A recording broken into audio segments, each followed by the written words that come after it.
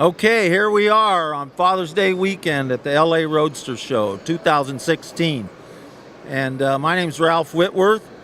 I'm here with my very good buddy, Don the Snake Prudhomme. And I probably don't have to say much more about who he is. We're here to talk about our favorite hot rod. And that's the Cobbs Roadster, which is right behind us. And you may be able to see in the view a poster of the car in 1948.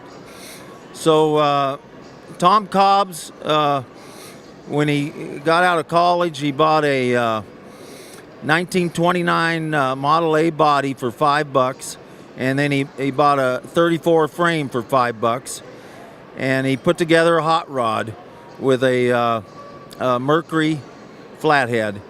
He did something very unusual. In fact, it was the first time it was done.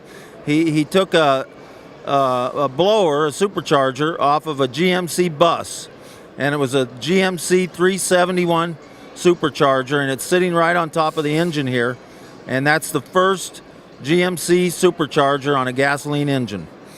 And you can also maybe see that in some of the B-roll, or perhaps now, that this has an 8-barrel carburetor, so to speak. So he's got 4 Stromberg 48s there that he brazed together a base for, and that's how they aspirated this thing.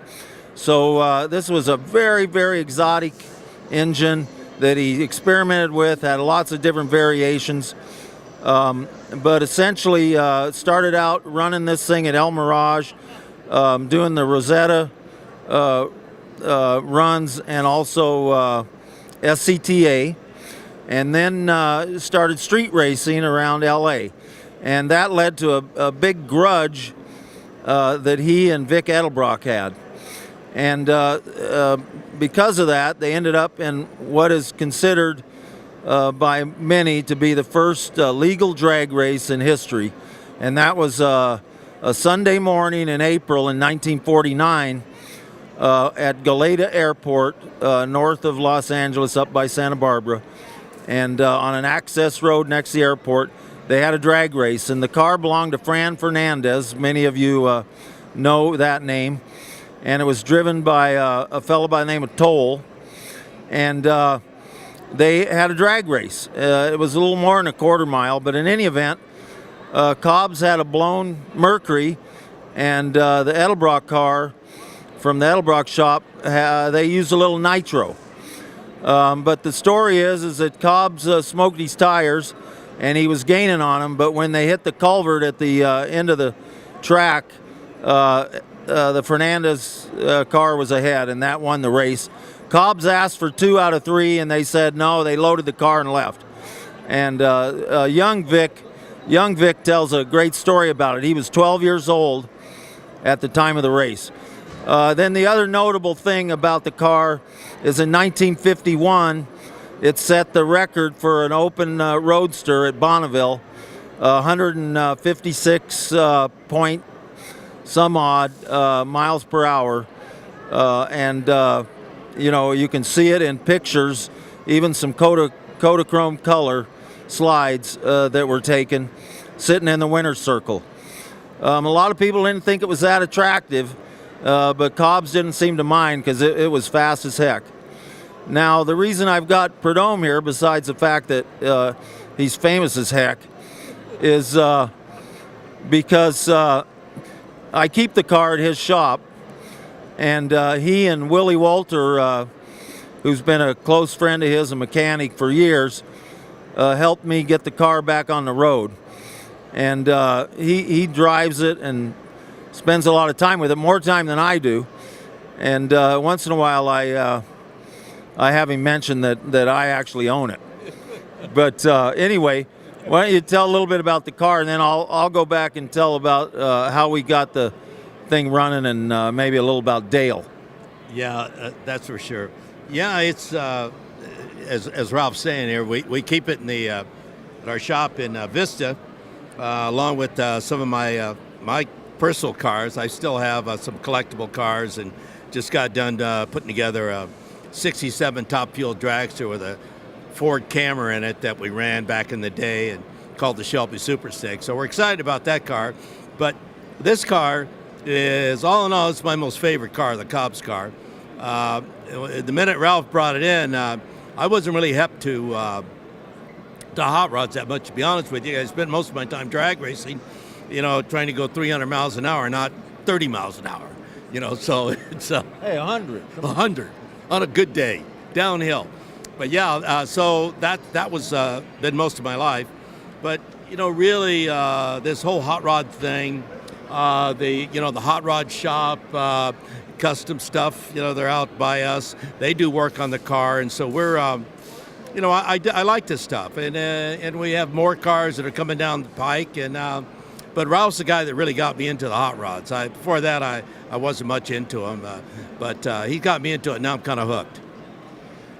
Yeah, and he mentioned this Shelby Super Snake dragster that has the Camry engine in it that he's just finished. I mean, the thing it's like a watch, and it's going to be featured in, I think, the next issue of Roadster Journal, but coming up. So it'll probably be on the cover, so you'll see it. But it's Father's Day this weekend, so you can see my daughter's here with me, Ava, and my son, but he's a little bit shy. Just wave, Ava. Wave. You're on TV. Douglas, Go ahead, wave. come here. So, and then there's that's Douglas. That's his adopted grandpa. Don is. But Father's Day weekend, man. yeah, and in any event, I just wanted to say about the engine. So we goofed around with the engine, and in fact, we brought it here to the LA Roadster Show once just to drive around the swap meet, and we drove it up to Vic Edelbrock, and the darn thing boiled over on us and spit out a bunch of antifreeze all over his display, and he said, "Yep, that's the car." So we had a little fun with it. So we decided we better take it to Dale Armstrong. And you guys know Dale Armstrong. He passed away last year. He was the best crew chief and mechanic and one of the best drivers in drag racing history. Anyway, this is one of the last engines he built. And he took the engine and he marveled at some of the work that Tom Cobbs had done back in the day as a young man. But he put the car together. This thing will idle at 700 RPM with those 4 Strombergs on there. Not a drop leaks out of them. This is probably the only flathead in the world that doesn't leak out of the rear seal. He built a custom seal for it because it just bothered him that something would leak. So anyway, our good friend and Dale Armstrong did the engine.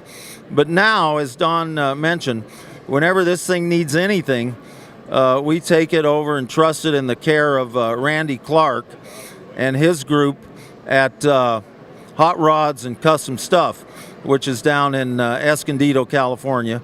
There's Randy, and he's touched about every little corner of this car at one time or another because there's always something, and he keeps this thing in its preserved condition, just as you see it here. But anyway, I don't know if you want to say something, Randy, but we'd just like to say thanks for the opportunity to help you with that great car. Don did a great job. We appreciate having it in our booth here today. Happy Father's Day. hey,